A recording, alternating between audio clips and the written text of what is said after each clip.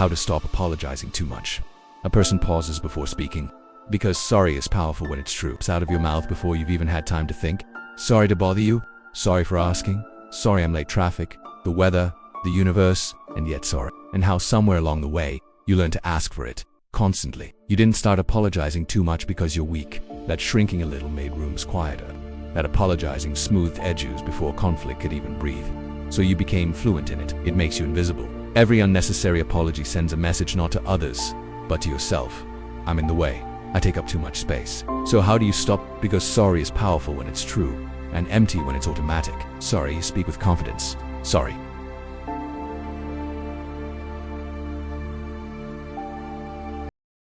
You're changing your posture. Apologize when you cause harm, when you cross a line, for having emotions, for taking time, for having a voice. And here's the hardest part, the part nobody prepares you for. You stop apologizing too much.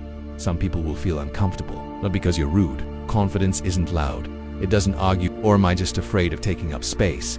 Then speak from truth, not fear, not habit, not permission. Because you were never meant to apologize your way into belonging. You were meant to arrive.